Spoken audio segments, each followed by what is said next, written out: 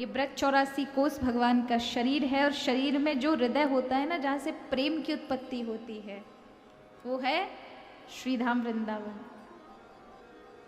ये रस क्षेत्र है। प्रेम की उत्पत्ति कहाँ से, ये प्रेम वाली भावनाएं कहाँ से उत्पन्न होती है? हृदय से। भावों का जन्म कहाँ से उत्पन्न होता है? हृदय से।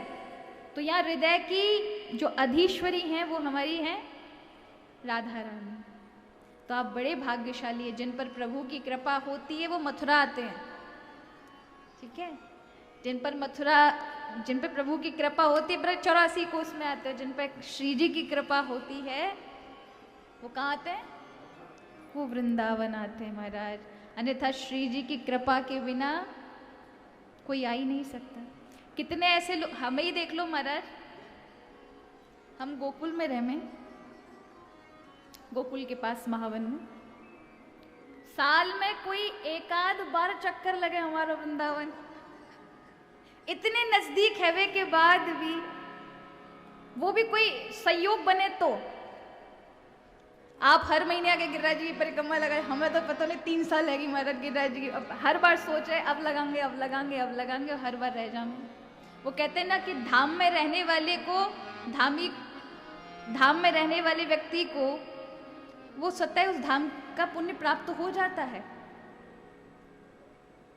पर वो कहते हैं ना कि वो जितना पुण्य बाहर वाले उठा लेते हैं ना, उतना पुण्य तो धाम में रहने वाले महाराज बिल्कुल बहुत कम होते हैं। बहुत भाग्यशाली कि धाम में रहने के बाद प्रतिदिन यमुना जी नहा रहे हैं। यहाँ तो सालों साल महाराज यमुना जी को पानी चढ़ो के नए चढ़ो ये भी नहीं। चरणामृत लिए बस दूर से प्रणाम आदि कर लेते हैं लोग, दर्शन करते हैं। और कई हैं जो नियम के पक्के हैं कि बिना यमुना को जल लिए तो महाराज जीवन की शुरुआत, प्रतिदिन की शुरुआत ही ना हो। तो धाम में रहने वाले व्यक्ति को धाम का फल मिलता है, उसके पुण्य होते हैं, सुकृत अच्छे होते हैं कि उसे ऐसा धाम मिला। यहाँ के ब्रजवासी धन्य हैं।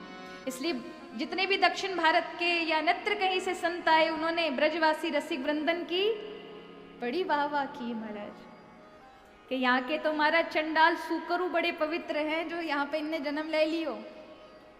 ये धाम की महिमा है। इसलिए आप उस धाम में बैठे हैं जिस धाम की अधीश्वरी श्री राधा रानी है। राधा कौन है? राधा कौन है? कई बार लोग कहते राधा के विषय में बताओ। राधा के विषय में हर कोई नहीं बता सकता।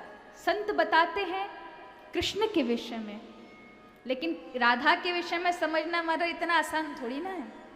और राधा जी के विषय में कोई कुछ कह भी नहीं सकता, क्योंकि वो अनुभवशील है। आप बिना मिठाई खाए, मिठाई की शक्ल देखी ना है, टेस्ट कभी कियो ना है, तो कैसे बताओगे कि राधा क्या है? जीवन में जब वह भक्ति का स्वाद प्राप्त होता है, रस प्राप्त होता है, तो व्यक्ति कुछ कहने योग्य बचता नहीं है, उसके मुख से शब्द नहीं निकल पाते। पर उसका जीवन बता देता है क्या इस पर श्री जी की कृपा बरसी है।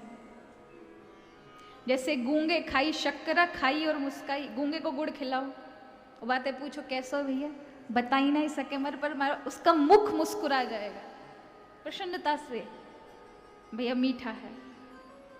उसी तरह से श्री राधा रानी प्रेम स्वरूप है। क्या है? प्रेम। इसलिए हमारी राधा रानी पहले आती हैं। ठाकुर जी से कितने महीना बड़ी हैं? 11.5 महीना हमारी ठाकुर जी से बड़ी हैं श्री राधा रानी।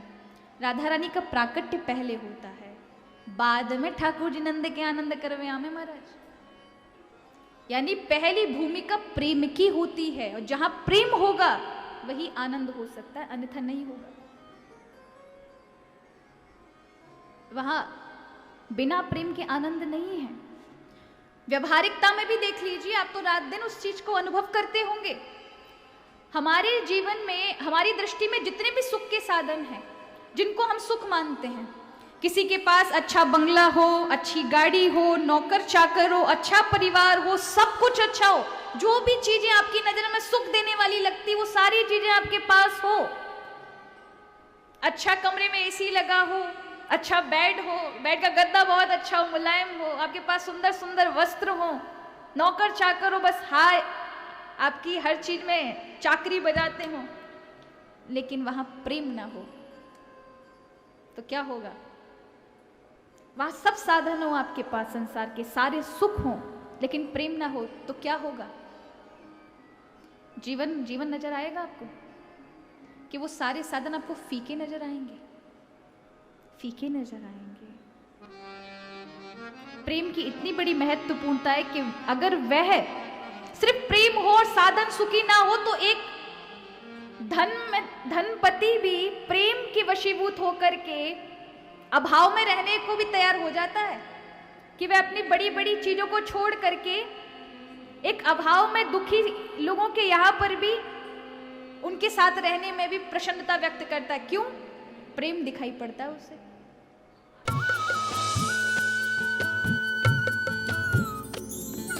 सर्वधर्म संगम, धर्म के सच्चे प्रहरी।